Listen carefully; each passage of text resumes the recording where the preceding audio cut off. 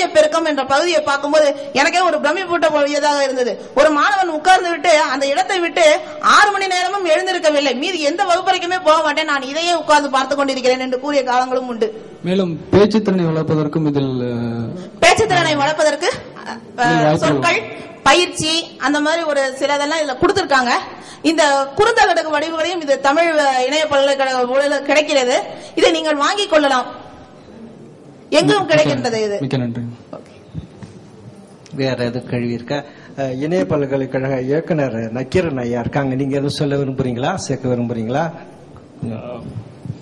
ஐயா அவங்க கேட்டாங்க, இது ஏறக்குறைய 10 ஆண்டுகளுக்கு முன்னால உருவாக்கப்பட்ட இந்த பாடங்கள், அந்த பாடங்களை பற்றி தான் அவங்க சொல்லியிருக்காங்க. இன்றைக்கு இப்போ இதை இந்த மாடர்ன் டெக்னாலஜி பயன்படுத்தி புதிய கதைகளையும் புதிய பாடல்களையும் சேர்ப்பதற்கு நாங்கள் முயன்று கொண்டிருக்கிறோம். மிக விரைவில் இதுல இருக்கிற 6 பாடல்கள் இருக்கு. இந்த 6 இன்னொரு 6 பாடல்கள் வருவதற்கு வாய்ப்புகள் இருக்கிறது. இப்ப வருகிற பாடல்கள் இன்றைக்கு இருக்கிற தொழில்நுட்பத்தோடு வருகிற போது நீங்கள் சொன்ன மாதிரி ரொம்ப ஒரு அட்ராக்டிவா இருப்பதற்கான வாய்ப்புகள் வரும். ஆகவே இதுல சிடியும் இருக்கு. எங்களுக்கு எல்லா பாடங்களுக்கும் சிடியும் போட்டிருக்கிறோம். இப்ப இந்த சிடி எங்களுடைய கண்காட்சி அரங்கில் விற்பனைக்கு இருக்கு. யாராவது ஆர்வமுள்ள இருக்கிறவர்கள் அந்த போயிட்டு அந்த சிடியை வாங்கி பார்க்கலாம். இல்லைன்னா எங்களுடைய தளத்துல எல்லாமே ஃப்ரீயா இருக்கு. நீங்க தளத்துக்கு போனீங்கன்னா இந்த பாடங்கள் மற்ற பாடங்கள் நீங்க எதுக்குமே கட்டணம் கட்ட வேண்டியது, எல்லா பாடங்களையும் படிக்கலாம், புத்தகங்களை படிக்கலாம், பண்பாட்டு காட்சியகங்களை பார்க்கலாம். ஆகவே இந்த எல்லாமே கிடைக்கிறது, ஒலியோட கிடைக்கிறது. அசைவு படங்கள், அனிமேஷன்ஸ், அப்புறம் படங்கள், திரைப்படங்கள் சிலதெல்லாம் எடுத்து போட்டிருக்கிறோம் உங்களுக்கு விளக்கத்துக்காக. ஆகவே அதையெல்லாம் நீங்கள் போய் பார்த்து, அதில் அவங்க சொன்ன மாதிரி சில குறைகளும் இருக்கலாம். இந்த அணிலில் நீ சரியா இல்லை அப்படின்னு சொன்னாங்க, அதை பார்க்கிறோம். ஏன்னா இது மாதிரி நீங்கள்லாம் பார்த்து அதில் இருக்கிற குறைகளை நாங்க பார்க்கும்போது நாங்களே உருவாக்குவதால் எங்களுக்கு சில குறைகள் தெரிவதில்லை. இப்ப நீங்க சொல்லுகிற போது அதை திருத்திக் கொள்வதற்கு எங்களுக்கு ஒரு வாய்ப்பு கிடைக்கும். ஆகவே அவர்களுக்கு எங்களுடைய நன்றி. ஏன்னா இணைய பல்கலைக்கழகத்தை பற்றி மிக விரிவாக, மலையர் கல்வியை பற்றி மிக விரிவாக அவர்கள் உங்களுக்கெல்லாம் எடுத்து சொல்லியிருக்கிறார்கள். அதற்கு அவர்களுக்கு எங்களுடைய நன்றியை தெரிவித்துக் கொள்கிறோம். நன்றி, வணக்கம். நக்கீரனையா அவர்களுக்கு நன்றி. அடுத்த கட்டுரையை படிக்க உள்ள திரு ஏ கோவிந்தராஜ் அவர்கள் மீனாட்சி பல்கலைக்கழகம் ஆங்கில துறையில் பேராசிரியராக பணியாற்றுகிறார். அவர் நமக்கு படிக்க இருக்கும் கட்டுரையின் தலைப்பு தமிழ் மொழி கற்பித்தலில் கணினி தொழில்நுட்ப பயன்பாடு. என்னுடைய ஆய்வு கட்டுரையின் தலைப்பு வகுப்பறை சூழலில் தமிழ் மொழியை கற்பித்தலில் கணினி தொழில்நுட்பத்தின் பயன்பாடு ஓர் கள ஆய்வு என்பதாகும். முதலில் எனது ஆய்வின் நோக்கத்தினை தெளிவுபடுத்த விரும்புகிறேன். பழையன கழிதலும் புதியன புகுதலும் வலுவல கால வகையினான என்பது நன்னூலாரின் வாக்கு. அறிவியல் வளர்ச்சியும் புதுமை எண்ணமும் காலந்தோறும் கற்றல் கற்பித்தல் முறைகளில் பல்வேறு மாற்றங்களை ஏற்படுத்தி வருகின்றன. குருகுல காலத்தில் வாய்மொழி வழக்காயிருந்து பின்னர் கரும்பலகை எழுத்தாய் மாறி அதன் பின்னர் இன்றைய காலகட்டத்தில் கணினி வழி வழக்காய் மாற்றம் பெற்று வந்து கொண்டிருக்கிறது. இந்த காலகட்டத்தில் பல்வேறு துறையை சார்ந்த ஆசிரியர்களும் தங்கள் பாடப்பிரிவினை கற்பிப்பதற்கு கணினியின் துணையை நாடிக்கொண்டிருக்கிறார்கள்.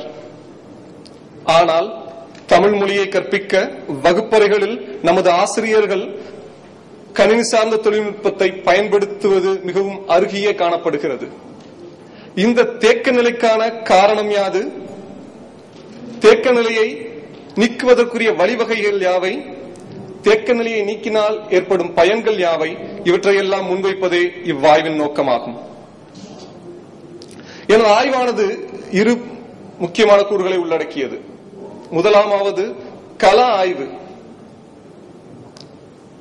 சென்னையில் உள்ள சென்னை மாநகராட்சி பகுதிக்கு உட்பட்ட 10 பள்ளிகளை தேர்வு செய்து அவற்றில் 5 தனியார் பள்ளிகள், 5 அரசு சார் பள்ளிகள்.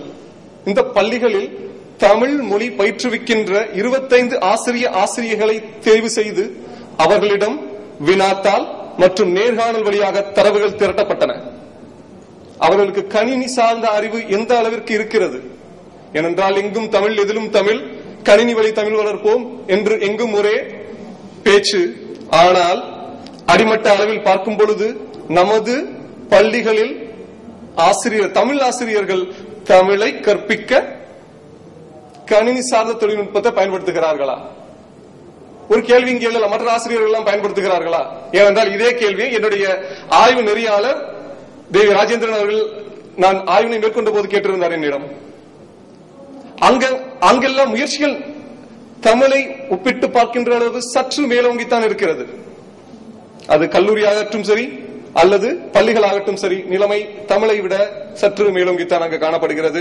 அந்த உண்மை நிலை அறிவதற்காக கல ஆய்வினை மேற்கொண்டிருக்கிறேன். அது பற்றி விவரம் பின்வரும். இரண்டாவது கூறு செயல்முறை விளக்கம். பூனைக்கு யார் மணிகட்டுவது என்ற ஒரு விஷயம் உண்டு.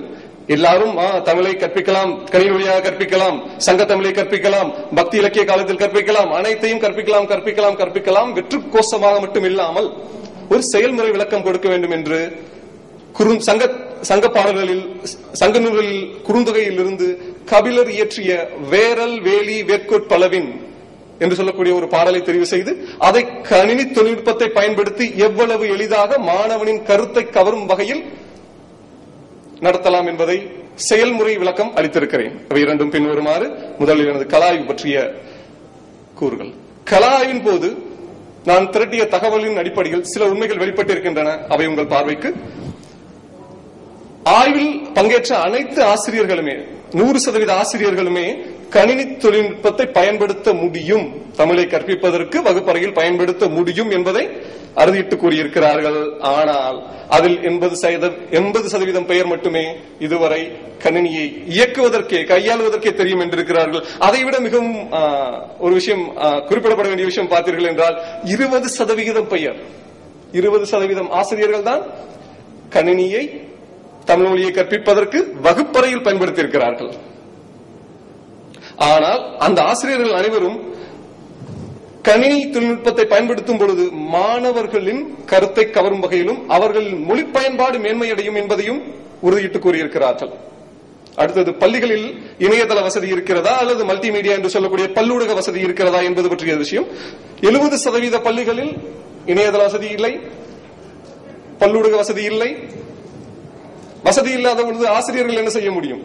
சட்டியில் இருந்தால் தானே அகப்பையில் வருவதற்கு, சட்டியிலே அங்கு இல்லாத பட்சத்தில் அகப்பையில் எங்கு வரும்? யோசிக்க வேண்டிய விஷயம். அடுத்தபடியாக பங்கு பெற்ற அனைத்து ஆசிரியர்களுமே பல்லூடக ஆய்வகம், இணையதளம் போன்றவற்றை பயன்படுத்தி கற்பித்தால் மாணவர்களின் மொழி பயன்பாடு மேன்மையடையும் என்பதில் மிகவும் உறுதியாக இருந்தார்கள். ஆனால் அவர்களுக்கு பயன்படுத்துவதற்கான வாய்ப்புகள் தான் இல்லை. ஆய்வின் போது கேட்கப்பட்ட கேள்விகளில் ஒன்று, அவர்களுக்கு தடைக்கல்லாக இருப்பதெல்லாம் எவை என்பன. அவற்றில் 4 இங்கு நான் உங்களுக்கு கொடுத்திருக்கிறேன். போதிய தொழில்நுட்ப அறிவின்மை. ஆய்வின் போது ஆசிரியர்களிடம் கணினியை இயக்க தெரிகிறதா என்பதை பற்றி ஒரு ஆய்வு நடத்தினேன். பெரும்பாலான ஆசிரியர்களுக்கு கணினியை இயக்கவோ அல்லது அதை மனநிலைக்கு கொண்டு வரவோ முடியவில்லை. காரணம், அவர்களுக்கு அது பற்றி தெரியவில்லை. இன்று இங்கிருக்க அனைவர் கையிலும் தலைமுறை வேறுபாடின்றி கைபேசி அல்லது செல்லிடப்பேசி இருக்கிறது. அனைவருக்கும் அதை பயன்படுத்துவதற்கு மிகவும் தெளிவாக தெரிந்திருக்கிறது. ஆனால் கணினியை பயன்படுத்துவதற்கு ஏனோ இன்னும் தமிழாசிரியர்கள் பலரிடம் ஒரு கருத்து வேறுபாடு இருந்து கொண்டே இருக்கிறது. அவர்களிடம் தொழில்நுட்ப அறிவின்மை என்பது முதல் காரணமாக இருக்கிறது. இரண்டாவதாக, போதிய அளவு மென்பொருட்களின்மை. இளைய தலைமுறை தமிழாசிரியர்கள் சிலரை சந்திக்கும் பொழுது அவர்களுக்கு கணினி பற்றிய போதிய அறிவு இருந்தது, அவர்களால் கணினியை இயக்க முடிந்தது. ஆனால் அவர்கள் முன்வைத்த காரணம், போதிய அளவு மென்பொருட்கள் இல்லை. ஆங்கிலத்தில் சாப்ட்வேர் என்று சொல்கிறீர்களே, அந்த மென்பொருள் இருந்தால் தானே அவர்கள் அடுத்த